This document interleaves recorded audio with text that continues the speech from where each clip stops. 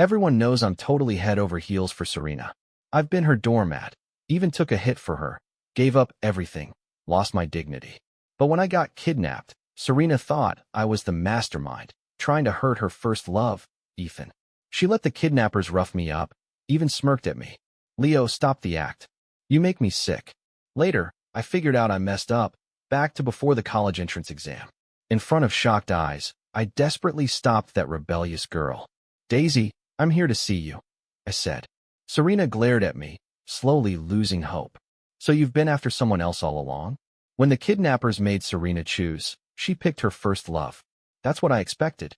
As she protected her pitiful first love, her annoyance towards me grew. Leo, enough with the act.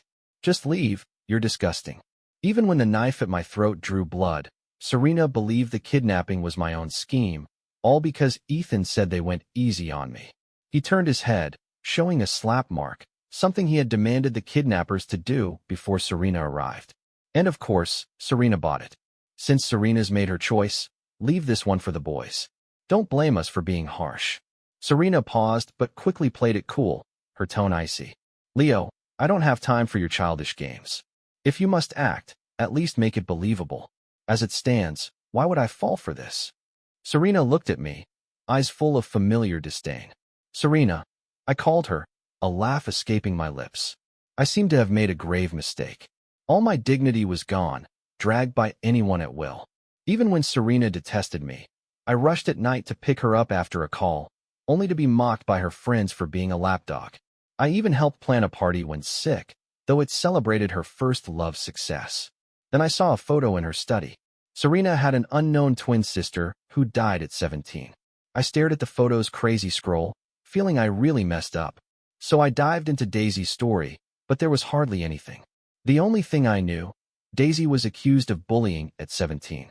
Serena's family felt humiliated and changed her last name, sweeping everything under the rug, including Daisy. I wanted to refuse it, but before I found the truth, I was kidnapped. Serena didn't get it at first, then sneered, strange. I thought you believed you were right. Serena's hatred was largely because I was placed by her parents to monitor her, a humiliation in her eyes. Just over this one thing wrong. The physical pain was numbing. Ethan wasn't innocent. He had them hit where clothes covered. I swallowed the metallic taste, whispering, just this one thing wrong. Serena laughed, maybe about to say something. Then she froze, distracted by the kidnappers dumping me into the water, bound. All that probably wasn't in Serena's plan. As I was thrown overboard, I thought I saw Serena reflexively leap toward me, but it didn't matter. I might have been reborn. I looked at the faded hand-me-down clothes, my calloused hands.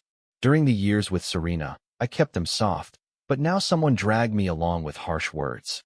Boys with books are useless. Go work. Thinking you're tough, eh? What's school gonna get you?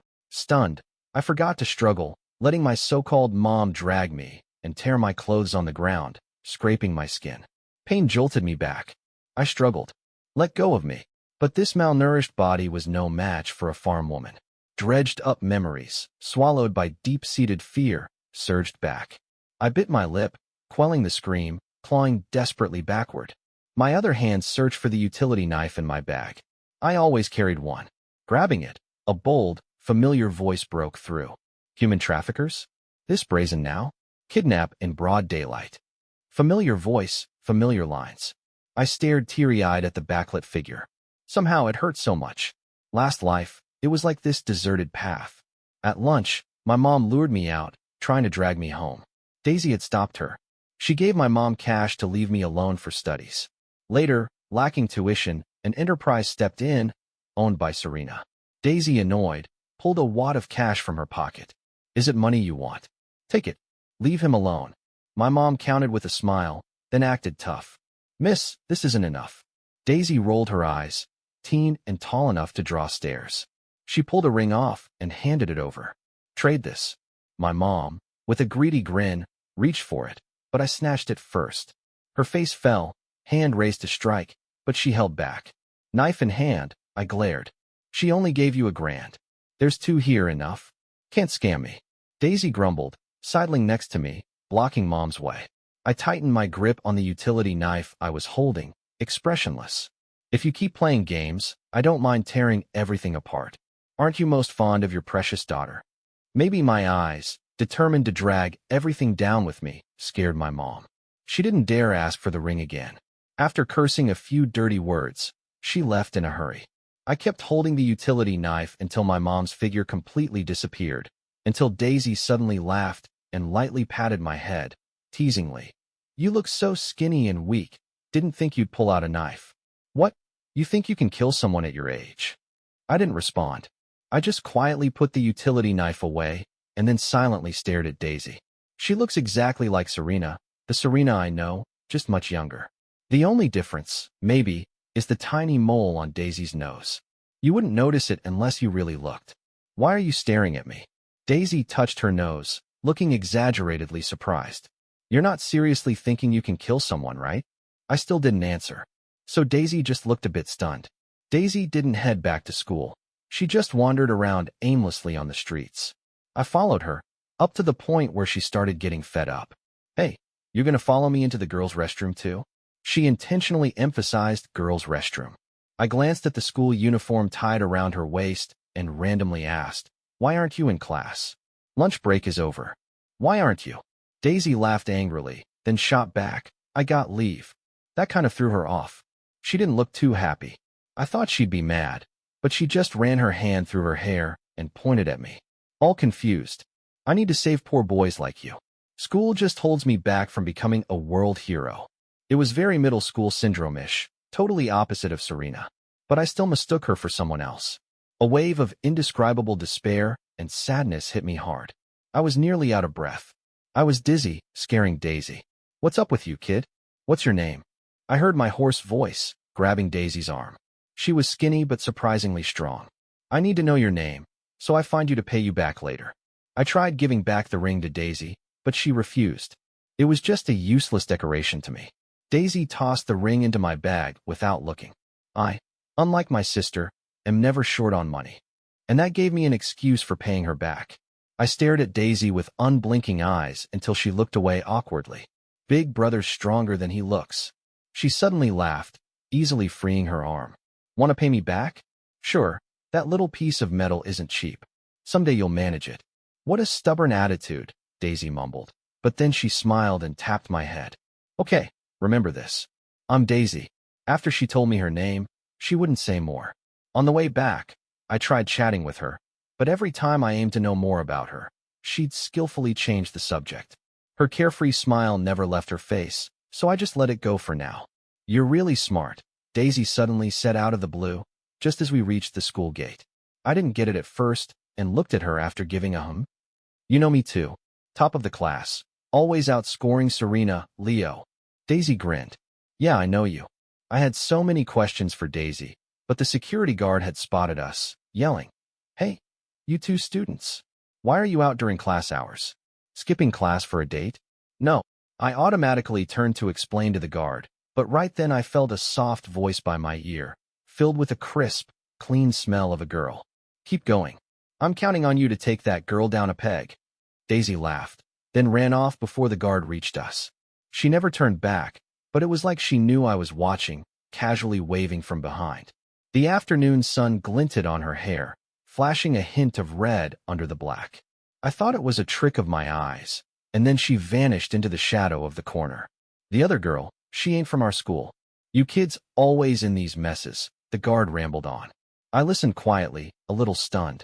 When my hand touched something hard in my pocket, Daisy's ring again. After confirming it was Daisy, I slipped it back without her noticing. I owed her too much already. Daisy's nonchalant voice seemed to echo, Keep going. She must have snuck the ring into my uniform pocket again at some point. The guard's lecture went on. I held the ring tight with a slight tug at my lips. Well, a few more debts won't hurt. Going back to high school isn't exactly happy for me. The suffocating family life, judgmental stares, bullying, and teachers playing favorites. It had crushed me to pieces, leaving me stuck in my little world. Until I met Daisy, until I met her again. There you are again. Daisy was casually smoking, eyeing me in surprise. She clicked her tongue. You should visit a temple or something. I swear you're like a magnet for bad luck. She said pointedly. Behind her, a bunch of girls visibly scared, hovered a few thugs she brought around them. I silently picked up books that had fallen into the muddy ground, stamped on several times. Just like before, those people enjoyed bullying me. Just like before, Daisy would appear to help out. But this time I wasn't knocked out, and Daisy didn't leave.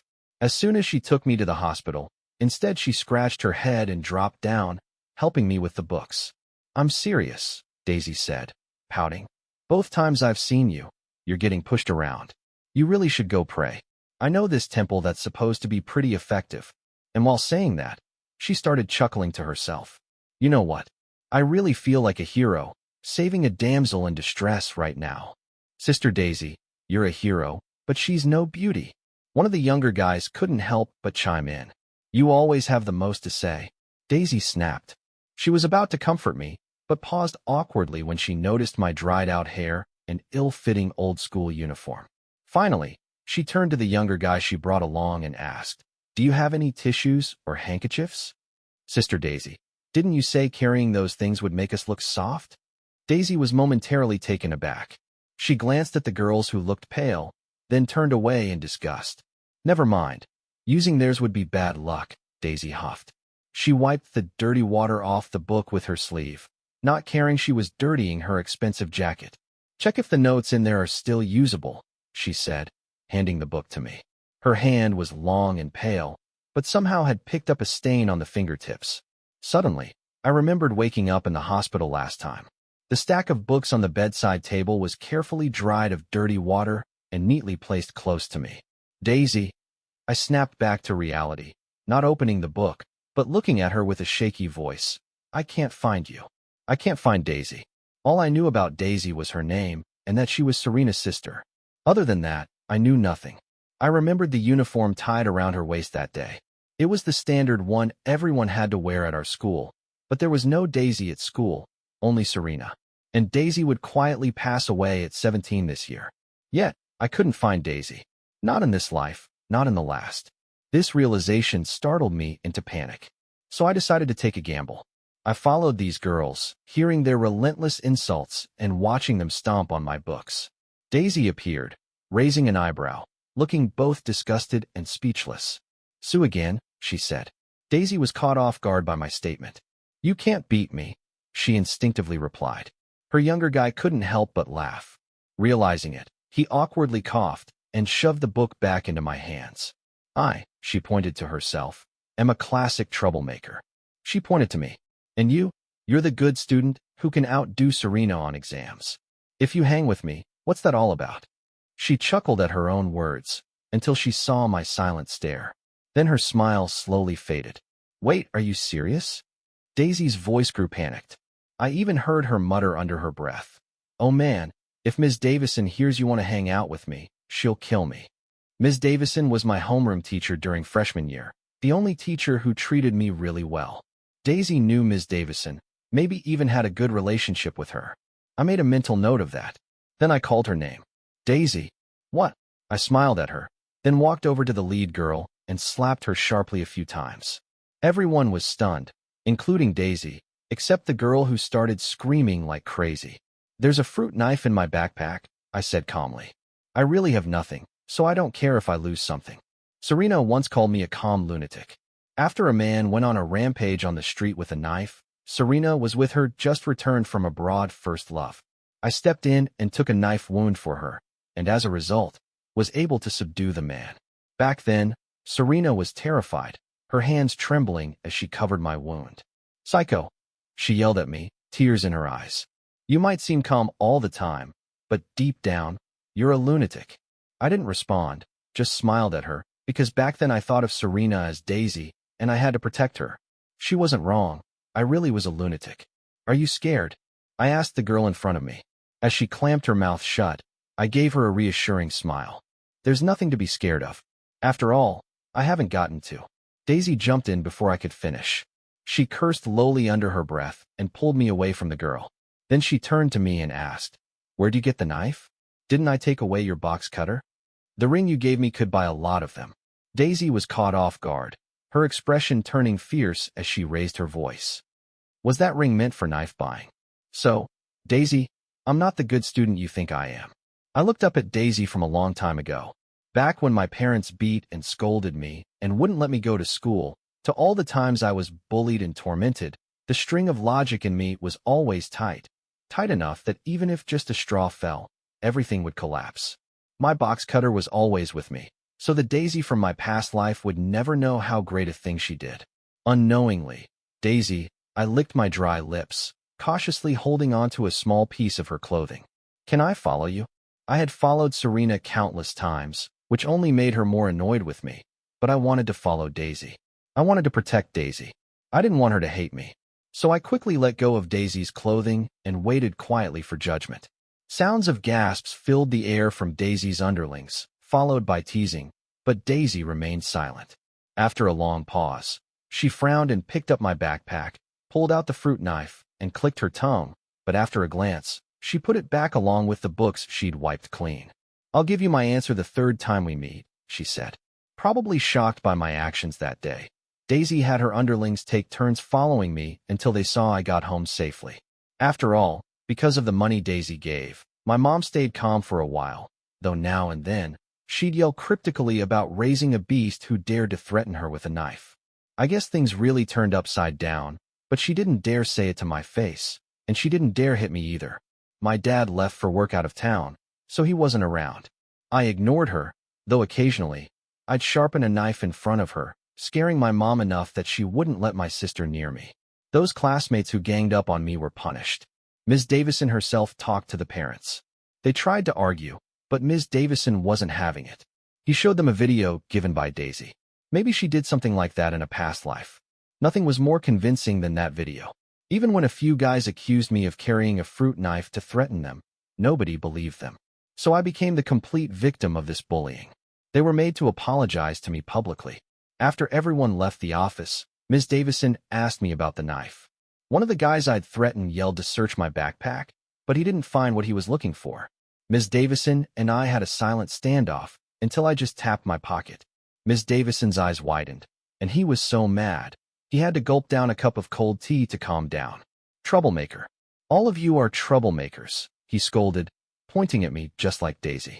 Can't be controlled, stubborn as hell. No wonder he kept telling me to keep an eye on you. I always thought you were pretty quiet. Didn't think you'd be this shady. I stood there saying nothing, taking his lecture. It only made Ms. Davison angrier. He slammed the table, said even that unbothered look of mine was exactly like Daisy's. The class bell thankfully interrupted his scolding. Leo, remember, he waved me off to class, but then called me back. There are many paths to take. If one doesn't work, find another. You won't get stuck. Life's long, don't ruin it over a rash moment. I nodded and then asked, why isn't Daisy coming to school? Ms. Davison wasn't surprised that I asked about her. He laughed. Everyone thinks I'm some info dealer. If you want to know about her, ask her yourself. All I can say is Daisy's got her own path to walk. I nodded, showing I got it. I didn't know what Daisy's path was, but I was determined to help her walk it safely this time around. That was my chosen path. I saw Daisy a week later at a physics competition. It was at another school. She came to pick up Serena. This was the first time I saw Serena since my rebirth. Serena seemed a lot freer than Daisy, but she still had that friendly smile. They looked exactly the same, yet now I could easily tell them apart. My seat was in front of Serena. She looked a bit surprised when she saw me, then gave a slightly awkward smile, nothing like the sharpness and mockery from the past. I quickly looked away, quietly waiting for the competition to start. Did I hate Serena? Not really. From the start, I was the one who mistook things and thought I was being nice by sticking around her, constantly bothering her. It was only natural that Serena didn't like me. Serena finished a few minutes before me. As I left the school grounds, I saw her standing with Daisy. Daisy was wearing a baseball cap and a mask, casually resting a hand on Serena's shoulder. Her laid-back vibe was completely different from Serena's. I walked over to Daisy. Serena noticed me first. She hesitated, as if she wanted to look away, but couldn't help smiling a little. Serena watched me, her gaze never leaving, until I passed by her and stood by Daisy. Daisy, I said, only looking at her. I've come to see you. It was our third meeting. Daisy had once said she'd give me answers on our third meeting. You recognized me even when I'm in disguise. Daisy was surprised, then laughed. You really are stubborn. Want to grab a bite? My treat. I nodded. I didn't look at Serena again, so I didn't see her go pale when I said Daisy's name. Serena, you coming? Daisy asked. It's just a simple noodle shop, probably not your style. Serena's a rich girl, picky about food. Daisy was nothing like her that way. I thought Serena might refuse, but surprisingly, she agreed, her voice a bit hoarse. The noodle shop owner knew Daisy well, gave us extra side dishes. Daisy and I enjoyed our food, but Serena only had a few bites and set down her chopsticks, frowning a bit. I knew you wouldn't like it, Daisy teased, handing her a bottle of water. Should I have the driver pick you up? No, Serena declined, looking at me with some unreadable emotion. How did you meet my sister? Serena asked. Daisy saved me twice, I replied, deciding to tell Serena. So I'm really grateful to her. Leo's the one I told you about before, Daisy said, opening a beer and then raised an eyebrow at me. Want a drink? I shook my head. She laughed. See? A guy who doesn't smoke or drink, yet brave enough to take a knife to his bullies. The comment seemed to shock Serena. Her lips moved silently before she softly said, I didn't even know. You think just because you're a bit smarter, you know everything. Daisy misunderstood her sister's words. Serena kept silent, not explaining further. Not long after, Serena was picked up by her driver. You know Serena's not well, and you bring her to a place like this? Mr. Williams's tone wasn't as respectful to Daisy as it was to Serena. It even carried a hint of resentment. I always knew Serena's health was delicate. Her family was super careful about it. Still, even with all that, this guy's attitude towards Daisy really pissed me off. So I stepped in front of Daisy. My tone was harsh. Serena was the one who insisted on tagging along. Daisy had tried to talk her out of it. Serena's eyelashes fluttered. She looked up at me kind of in disbelief, but Daisy just chuckled and teased me. Standing in front of me like that. What do you think you can do if something really happened? She's always had this carefree, nonchalant attitude. Even if misunderstood, she couldn't care less about explaining. And that got me even more fired up, including being mad at Daisy. I glared at her hard, realizing I was actually angry. Daisy awkwardly scratched her nose and then tried to soothe me skillfully. I was just joking. Our Leo here is so strong. He could take down 10 guys all by himself. I said nothing and kept glaring at her. It was really my idea to come along.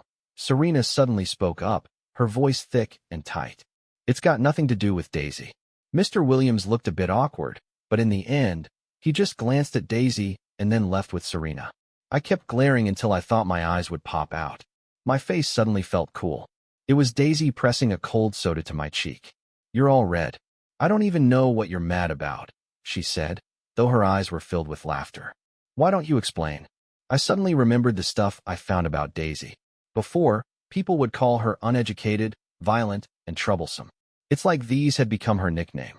But I didn't believe it. Daisy thought for a moment, then replied seriously, because I didn't grow a mouth. Daisy, she responded, then reached out to press my head hard. I'm not deaf, you know, I can hear. She interrupted as I tried to argue. You clearly. Serena and I look exactly alike. Daisy leaned down, those bright eyes staring into mine, her expression unusually serious. She looks good, is nice, and her grades are great. If you're looking for something to chase, or just like this face, she's a much better choice. If you think you owe me, just because I helped you before, you really don't have to. Daisy chuckled, straightened up, her voice casual. I have a bunch of flaws. If there's one good thing, maybe it's that I occasionally do something nice. If I see a stray cat or dog on the street, I'll give them a sausage. I drop a coin for a beggar, let alone help a poor guy. My anger slowly faded. Quietly, I watched Daisy again, sensing her deliberate detachment. She seemed like she didn't care about anything, but I noticed her hands shaking slightly at her side while saying those things. Words not matching the heart. So I told Daisy about myself. When I was born, my mom wanted to strangle me, but she didn't succeed because people in the village stopped her. Later, she wanted to sell me, but I knew my way back. They didn't want me to go to school, so I always worked hard to pay for it myself. Never gave them any reason to force me to drop out. Daisy grew quiet too. So, Daisy, you'll never know how heroic it was just for you to stop my mom that day. My vision grew blurry. I couldn't even make out Daisy's face anymore. Serena's great, but even if she's the best person on earth, she's not the light I want to follow. So, even if you don't need it, I tried to continue but found myself tongue-tied. What if Daisy didn't need it? What if she, like Serena, didn't really need my kind of useless gratitude? Suddenly, I felt lost and unsure, until Daisy burst out laughing. Her laughter was exaggerated. She covered her face with her hands, her shoulders shaking. This is the first time I've heard someone describe me as a light. Most people just call me trash. Once she'd had enough laughing, she put down her hands, giving me a smile, full of understanding and exasperation. Leo, you are such a peculiar, stubborn kid, she added, grinning. Daisy allowed me to stick around. I thought it was so I could repay her more, but actually, she ended up looking after me most of the time. Whenever she got breakfast, she'd buy an extra, saying a little brother dropped out, but she was used to buying it. If you don't want it, tell Michael to toss it. So I ate breakfast every day. Daisy asked me to tell her more school stories when we met up. Nothing to do most days, and when you're bored, you'd want a bit of fun, Daisy chuckled. I remember a bunch of oddballs at school. Make sure you spill the tea on them. I didn't interact with many people before, so naturally, I didn't know much. But Daisy wanted to hear about it. So I started trying to connect with classmates just to have something to tell. The stories would crack Daisy up every time. I'm curious how you can keep a straight face while saying the funniest things, Daisy would laugh, wiping tears from the corners of her eyes, encouraging me. Keep it up. There are plenty more weirdos for you to uncover. So I kept chatting with classmates, talking about school gossip, until one day my typically distant deskmate commented, I thought you were some untouchable genius who looked down on us. He said, turns out you like hearing gossip too. Seems like we have something in common. That's when it hit me. My relationships with classmates had gotten better. The first time I felt truly part of the class. When I realized it at our next meeting, I solemnly told Daisy, I really want to do something for you. Daisy smiled and asked back, do you think gratitude is just a one-way thing? Her question caught me off guard. In the years when I mistook Serena for Daisy, that's exactly how I acted. I always listened to Serena, protected her, followed her wishes, even if it meant annoying her. I've been trying to repay Serena this way for 5 years. Isn't that right? Daisy didn't seem surprised by my reaction, so she patiently asked me, you told me gossip about the school to entertain me. Is it true? I hesitated for a moment and nodded. I felt happy. Can you take that as repaying me then? I nodded reluctantly. So what's bothering you? Daisy looked at me with a smile. Then why don't you try repaying in a way that makes you happy too? Daisy told me there's always another way, even for repaying someone. A path that isn't full of thorns, a path where you can meet warm people. You're too young, yet you think too much, Daisy teased me. Well, if you really want to do something, lend me your notes for a few days. Most of the boys under her wing had dropped out of school due to family issues. Daisy always said she was leading a group of troublemakers, but ever since meeting Daisy, those guys never did anything bad again. Even being a troublemaker requires some culture now, Daisy told me seriously. Otherwise, when someone curses you, you might think they're praising you. Daisy always believed I would become the top scorer in the college entrance exam because she thought her sister Serena would be the future top scorer. But I managed to surpass Serena in the exams, which meant more than beating her sister. When my notes were returned, they were even more organized, especially in math. Key points I ignored were highlighted, even linked to previously learned concepts. Daisy said it might be a talented student of hers showing potential, but Michael secretly told me that Daisy organized it all, despite her strong subject bias. Daisy was particularly good at math. Michael looked proud when he said that. Why doesn't she come to school? I asked for the second time and got the same response. You'll have to ask Daisy yourself. Michael scratched his head, a bit embarrassed. Daisy doesn't want us to talk about it. So I went to ask Daisy. I thought you'd wait a while before asking, she said. But will you tell me? I focused on Daisy's red hair. What I saw that day wasn't a mistake. Daisy had dyed her hair bold red the first time we met. She had filled in for Serena, who was sick, wearing a black wig. No, Daisy told me frankly. Getting to know me isn't a good idea. Daisy called me wooden both in name and nature, so I didn't ask further. Instead, I copied the notes Daisy organized for me and shared them with my classmates. The monthly test was approaching quickly. Oh my God, my seatmate jumped up and down, hugging me after the exam. Leo, your notes saved me, especially in science. There were several points I overlooked, and they were all on the test. I love you to pieces. Other classmates who used the notes came to thank me too, which drew in more curious students, asking, "What notes? What notes? Save us, genius." I lent my notes and told them it wasn't me who organized them. It was Daisy. Daisy. One well-informed classmate's face changed. The twin sister of Serena from first high? I paused, then nodded. Yes. Then I don't want them. He immediately tossed the notes away with disdain. A scumbag who seduced boys and caused harm in middle school? What good notes can they have? You should keep away from her. Who knows when she might cause trouble again? Full of contempt and arrogance, he called her a scumbag, trash. After venting, he stepped on the notes as if they were filthy mud. Everyone was stunned. I stared at the footprints on the notes. My mind went blank. By the time I came to my senses, I was already in a scuffle with him.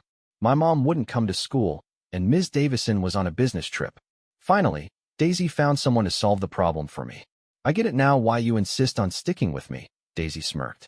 You're looking for someone to clean up your mess. Hanging my head in silence. Although being technically 8 years older than the 17-year-old Daisy, I couldn't argue back. But to my surprise, Serena showed up too. She stood beside Daisy, silently watching as she tended my wounds. Then when Daisy stepped out, Serena suddenly said, "Leo wouldn't fight." I continued bandaging without pause. So she repeated, 16-year-old Leo doesn't fight. He's timid, afraid of causing trouble. But 25-year-old Leo does. Her voice trembled as she spoke, and she fixed her gaze on me with teary eyes. So, Leo, you're back, aren't you? I rarely thought back to my high school years, but Serena's words made me chuckle. You're right. I smiled at her genuinely. 16-year-old Leo was forced home after bullying, missing the college entrance exam. Later, thanks to Serena's family support, he repeated and attended college. Seeing the girl who helped him back then at Serena's house, he felt even more obligated to repay them. I paused, then shook my head helplessly. I've never regretted anything I've done. But Serena, I think I might have messed up this time. Then Serena seemed to sense what I was about to say. She started breathing heavily. She hasn't been well. Now she's gasping, clutching her heart, her face pale as a sheet. So I didn't keep talking. If something happens to Serena, Daisy will be really worried. I'm not surprised by Serena's rebirth. It's not like I saw it coming. But, well, 17-year-old Serena or 25-year-old Serena, neither really means much to me anymore. Serena knows me too, so after catching her breath, she asks me angrily, "So what you've been focused on has never been me, right? Even after learning the truth, you didn't even bother to care about me at all, did you?" I kept quiet. Serena's eyes slowly filled with hopelessness. She grabbed my wrist, squeezing like she might crush me, and asked word by word, "Why do you think just saying I did something wrong means you can easily leave it all behind, Leo?" "What?" "Well, I've paid the price," I said. Her grip hurt, but it was bearable. So I smiled at her and said softly, "I died, you know. Isn't that enough to satisfy your anger?" The word die must have hit some nerve, because she let go and laughed bitterly. "Yeah, so you died. Served you right." Serena lost her usual warmth and went back to being sharp. "Leo, you should really see how you looked after you died. Your body was so swollen from the water, you couldn't even recognize yourself. You should have seen how hideous you looked." Maybe she wanted to provoke me, but Serena didn't know that I gave up on those useless emotions long ago. So I sighed and said, "Thanks for the trouble of fishing my body out. Must have cost quite a bit, huh?" My words choked her up. She wanted to say more, when Daisy walked in and interrupted us. "What body?" Daisy caught some words, confused as she looked at us, then laughed. "Didn't you just hurt your hand? Relax, not gonna die. But if you ever fight again, I swear I'll knock you out myself." Daisy looked at me with a serious smile, then ruffled my hair in frustration, calling me stubborn. Serena watched us interact, staying silent. The fight was eventually left unresolved, but because of it, I finally learned why Daisy hadn't continued her studies. Someone saw a panicked boy run out of an alley, clothes disheveled. He was so scared, he didn't see where he was going and ran into the street, getting hit by a car. Daisy ran out after him. Didn't die, but turned into a vegetative state, still in the hospital. That area had no surveillance cameras, so Daisy, who came out after him, got labeled as the culprit. No one believed her, not even her own parents, when she said she was trying to protect the boy, since they couldn't find the person Daisy claimed tried to entice him. and the only person who could clear her name was in a coma. Everyone thought Daisy was making it up. No one believed her, because they all saw her as a delinquent, and you can't trust a delinquent, right? Serena's parents forced Daisy out of school, brought her to their home, changed her last name, and handled the incident with a firm hand. But back then, young Daisy wasn't a delinquent at all. Ms. Davison, while telling me this, seemed so angry. She just wanted to give those kids a chance to do better, Ms. Davison said. But no one believed, not even me, that someone could be so kind-hearted, especially not a middle schooler. Do you know why Daisy got into fights? Ms. Davison asked me. After a moment of silence, I responded, because of Serena. Serena wasn't well, and her entire family treated her like a fragile object, but they couldn't always be around her, so the one there for Serena the most was Daisy. See, even you know why. How can her parents not see it? Ms. Davison's smile was sarcastic. I thought of Serena's parents from my past life, and figured maybe they knew from the start. Serena's family cared a lot about their reputation. Even if Daisy fought to protect Serena, raising a fist made her a perpetrator, not a victim. They could accept Daisy being a temporary victim, but not a constant aggressor. So they chose Serena over Daisy, and Serena was the obedient, high-achieving child who could benefit the family more. Leo, Ms. Davison patted my shoulder with a sigh. Sometimes I think you two are really similar. Things were dug up again. What Serena's family suppressed with harsh tactics led to even harsher backlash. This time, I caused this backlash. I searched for Daisy but couldn't find her. I figured she was upset. Before I could find her to explain, my dad came back. He dragged me home, talking about how I fought and was out of control. No one stopped him. Guess they thought I needed disciplining with him back. My mom added fuel to the fire, embellishing how unruly I'd been. Soon he'll probably just run off with a woman, she spat, cursing me with the vilest words. My little sister joined in, throwing toy cars at me. Don't run, make money, buy me toys. A metal toy car hit my forehead, blood streaming down, blurring my eyes. I just watched this family in silence. It was probably because my mom reminded him, as soon as my dad dragged me home, the first thing he did was strip off my clothes. He found the knife I had hidden on me. I stood there, almost naked in front of them, feeling numb and indifferent. They locked me up at home to punish me. My mom starved me for days. Any little bit of weight I'd gained with Daisy's help was completely gone. Does that factory still want him? I heard my dad ask my mom. Go talk to them, see if they'll pay more. Let's get rid of this kid, he said. They hid all the sharp objects in the house to keep me from escaping, except for mealtime. My hands and feet were almost always tied up. It felt like I had returned to the darkest times of my past life, but this time I was calm. I had a plan. The worst-case scenario was all-out destruction. What I didn't expect was Serena barging in with the police. It was the day I was supposed to be sold to the factory. To avoid any mishaps, those two had practically finalized the deal and were ready to send me off immediately. There I was, tied up, while the man was counting money with a cigarette dangling from his lips, people around congratulating him. That's when Serena came in with the cops. Bastards, she spat, eyes blazing with anger. She was shaking as she untied me, throwing her clothes over the glaring factory uniform I was wearing. Besides those few words, though, Serena didn't say anything else. Someone reported illegal trading, the police accused. It's just work. Just work, my dad grinned, explaining to the police. Kids in the countryside start working early. We were just letting him work in the factory until he's of age to get paid. It's not illegal. Yeah, exactly, my mom chimed in. Plus, it's family business. You cops can't interfere in family matters, right? The man was too shocked to make a sound. I'm reporting them. My voice came out raspy from days without food or water. They tried to sell me. At that, the cops' expressions turned serious. I had an older brother, but when I was old enough to work, I never saw him again. My mom sold him as labor to a widow. My supposed father tied him up and sent him there. He even broke his leg to keep him from escaping. So I knew from a young age what awaited me. They discovered I was good at school and decided to let me study, thinking I'd be worth more. I thought my brother was the first victim until I learned it wasn't their first time. He wasn't the first boy they ruined. In my past life, I spent a lot of effort collecting evidence and personally sent them to prison. This time around, it was much easier. I led the police to the basement, where 3 unconscious boys were kept. My mom had a ledger in her room, documenting every child they had trafficked and their selling price. The latest entry was my name, $3,000. With all the evidence, those two were taken away by the police right away. Before being taken, my dad glared at me, seething, and my mom cursed at me in coarse language. My little sister didn't hesitate. She ran up to me with her tiny toy car. "I'll beat you, you worthless brat." She was just 6 years old. Serena stepped between us, effortlessly stopping her. "Get lost," she said, making my sister cry. To help with the investigation, Serena and I went to the station. Listening to them thank Serena over and over, I felt dazed. By the time we left, it was almost night.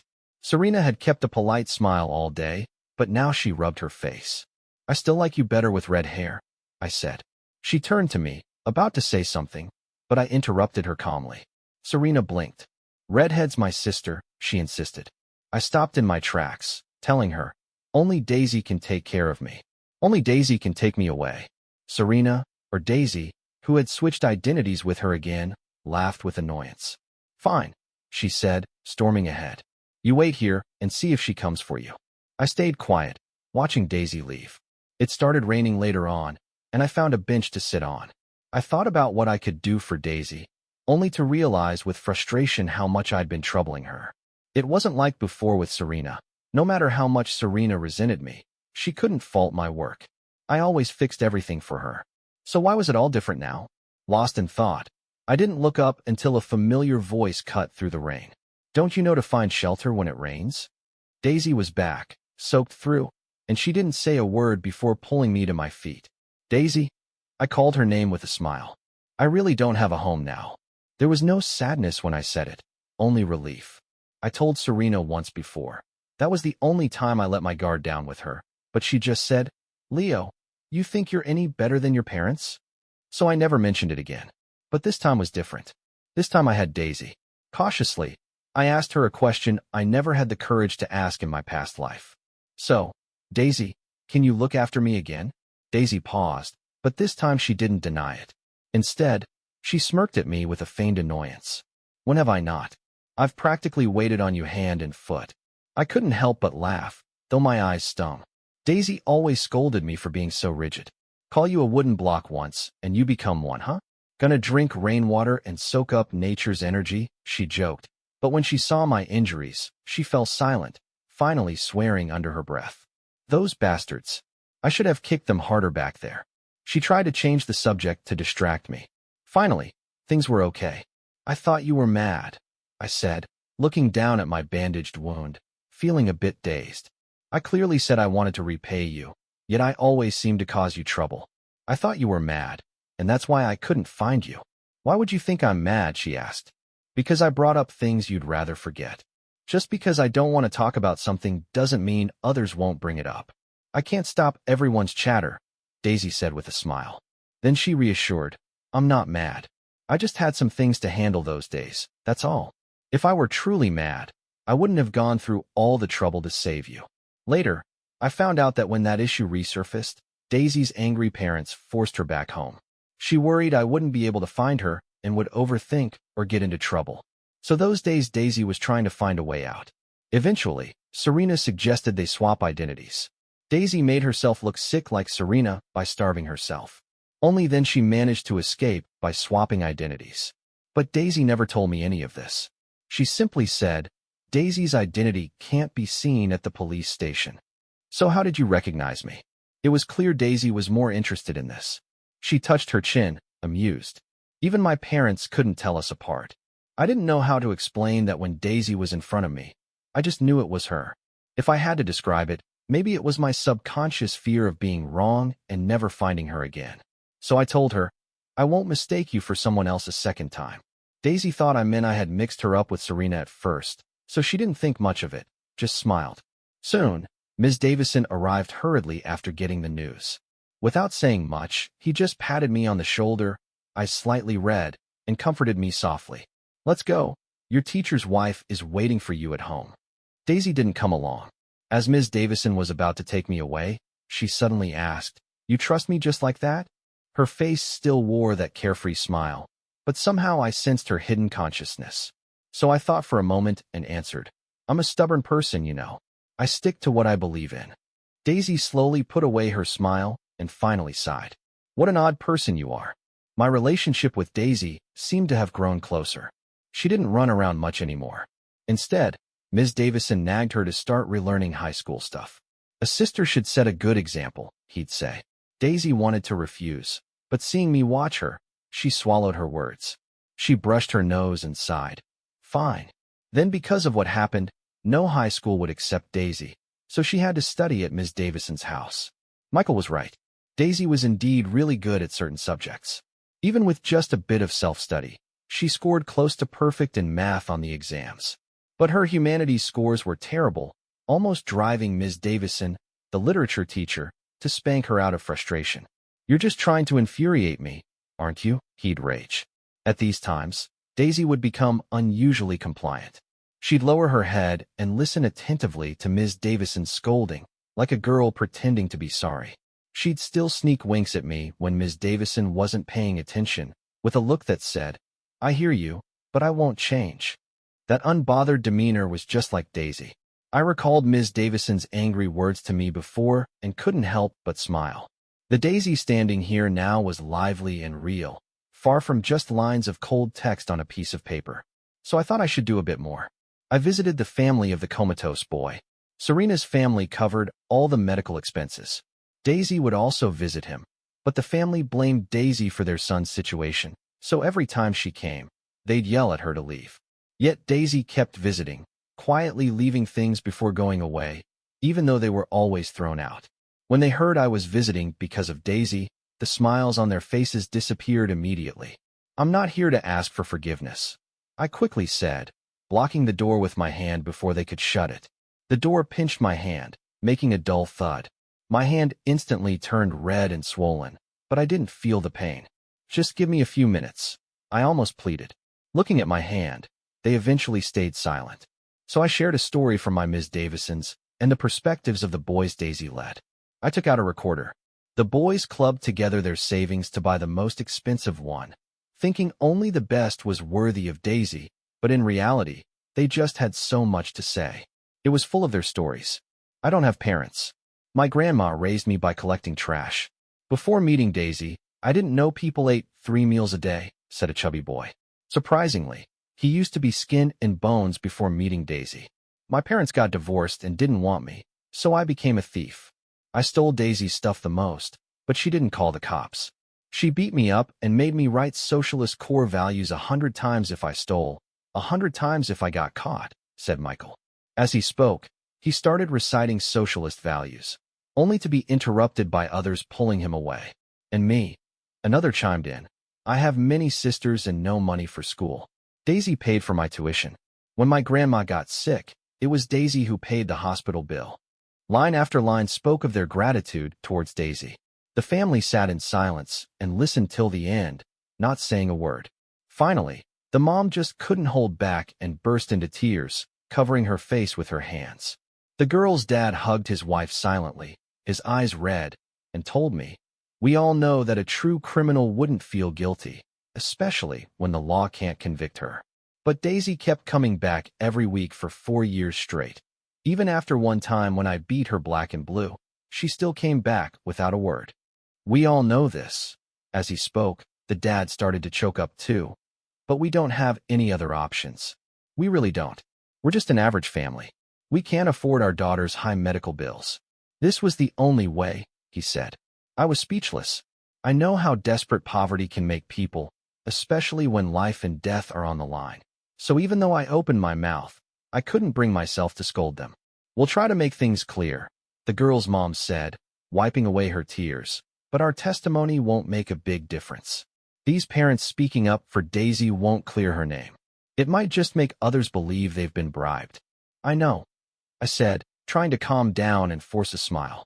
Only if Lily wakes up can we prove Daisy's innocence. We really didn't know if Lily would ever wake up. At that, Lily's mom broke down crying again. She'll wake up?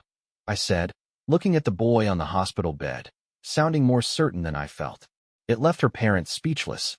As they walked me out, the dad couldn't help but ask, do you really believe in her? Even her own parents didn't believe she didn't do it. Belief might not be the right word, I said, thinking. Then, looking out at the sunshine, I remembered how Daisy always walked in the shadows when we first met. So I just smiled. I just want Daisy to walk confidently in the sunlight. The dad had no words. His gaze drifted past me. Daisy. I didn't know how long she'd been standing there, or how much she'd heard. She just casually walked over and, patting my head, apologized to Lily's parents. Sorry about this kid bothering you. Oh, it's fine, they replied. Daisy dropped off some stuff without a word and took me to see the doctor. She quickly noticed me trying to hide my hand, and I should have just ignored it all along. You should let your hand get crippled so you can't take the college entrance exam, Daisy said with a mocking laugh.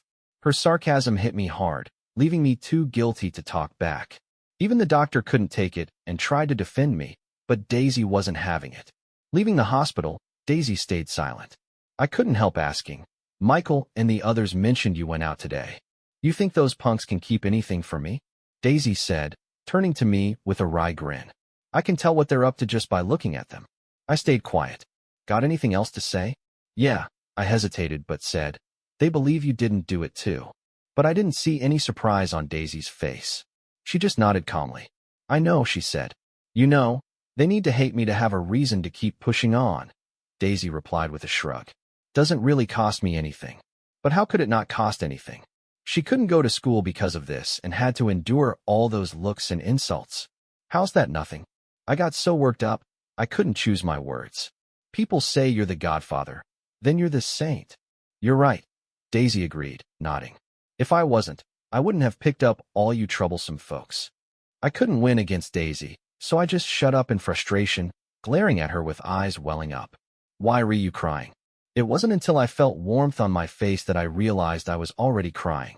With a sigh, Daisy pulled out a small pack of tissues from her pocket, the kind with floral prints and a scent.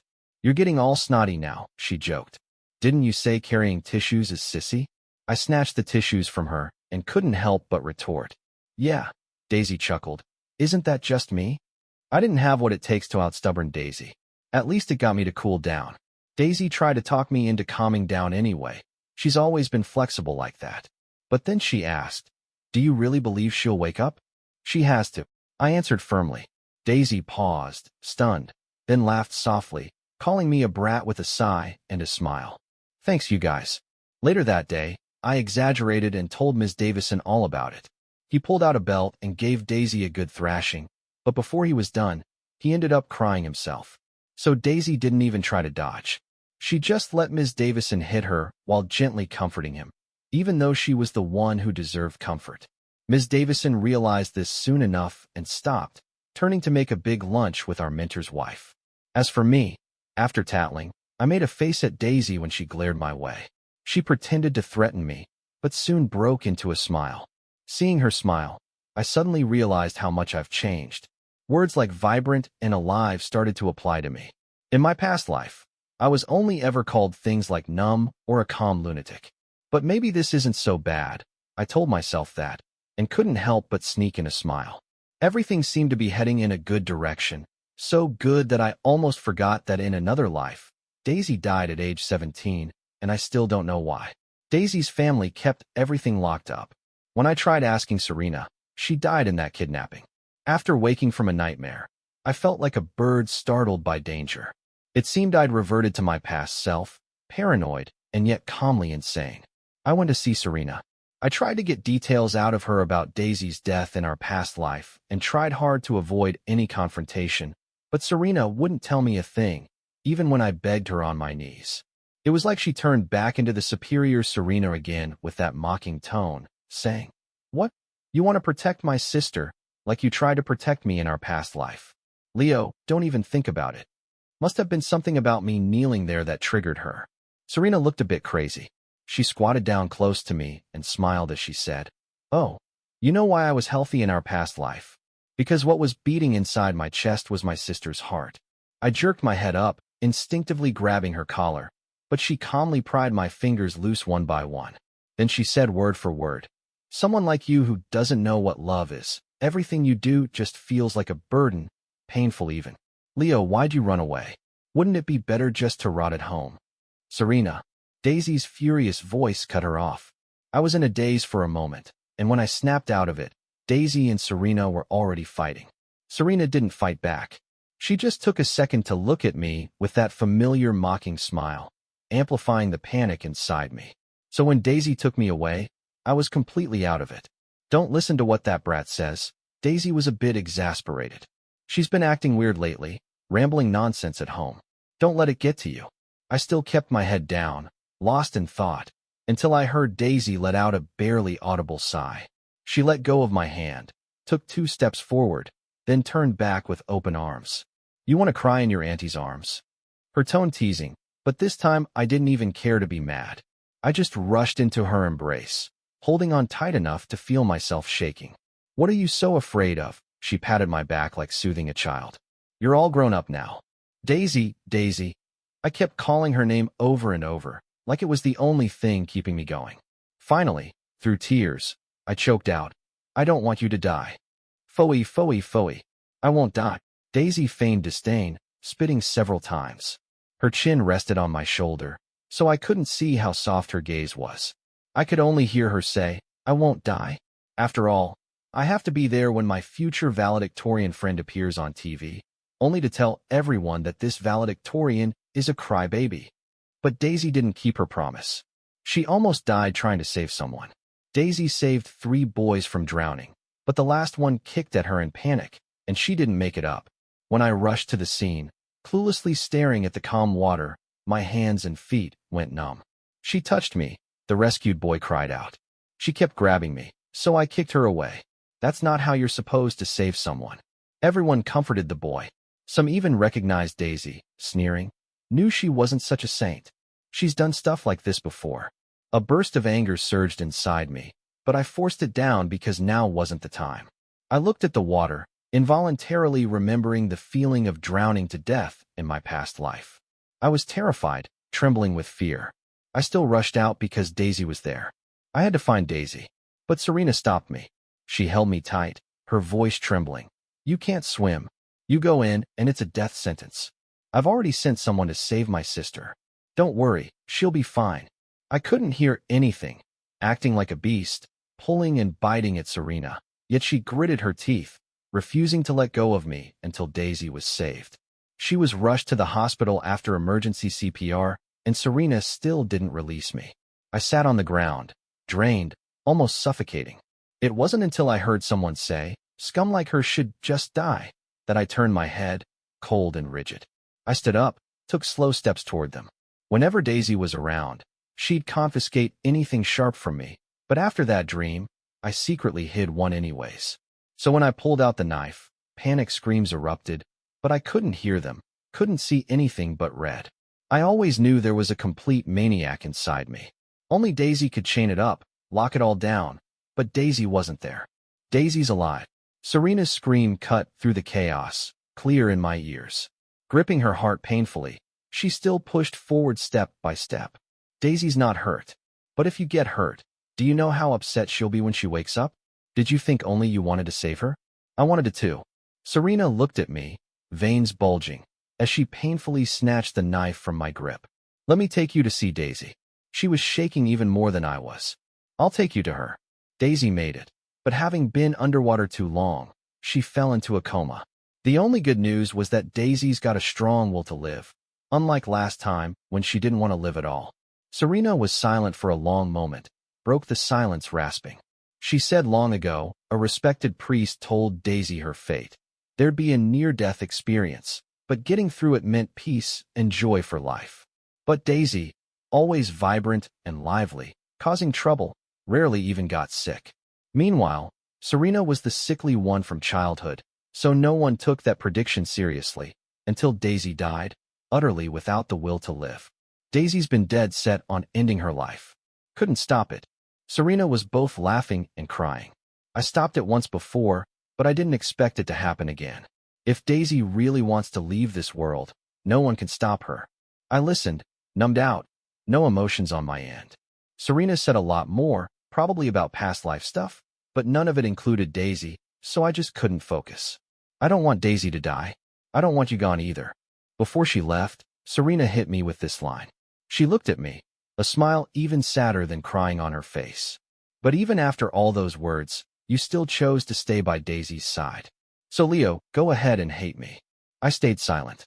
Daisy slept for ages. I hung out at the hospital with her for over a week. In the end, Mr. Davison just couldn't watch anymore. He dragged me out of there, tough love style. You think good grades give you a pass to do whatever? His eyes were red, but he acted all stern. Valedictorian, you want to throw that away? Daisy's waiting to be on TV with you for an interview. I stared blankly at Mr. Davison, lost for words. Yes, I looked pretty pitiful. Mr. Davison softened up a bit. He made me promise it wouldn't mess with my schooling. Then he let me come back at night to be with Daisy. A lot went down while Daisy was asleep. Like that boy woke up the day after his parents involved the cops. Even though he was weak, he cleared Daisy's name. And then there's the guy Daisy saved, who ended up accusing her of assault. He got sued too. Serena pulled out a recording pen, and everyone heard that guy mocking Daisy, no holds barred, blaming her for turning him down. It was like she's got a record. Getting touchy when saving me was only natural, right? It's not like I kicked her on purpose. People just react in the moment, don't they? Even if Daisy did end herself, it wouldn't be on me. Don't pin it on me. Daisy went from villain to everyone's hero overnight. More and more folks came by to see her in the hospital. Sometimes I couldn't even get in. In the end, Serena's family took Daisy overseas for treatment. They'd already lined up specialists there ages ago. It's just that Serena went to bat and had specialists brought here first, but some equipment wasn't available domestically, so Daisy had to ship out for treatment soon. Mr. Williams gave me a reassuring pat. You hit the books. Maybe Daisy can see you on TV one day. I quietly stared at that empty hospital bed and mumbled an okay. Daisy surviving is really more than good enough. Things seemed to go back to normal. I went to school and back like usual, did my work-study thing.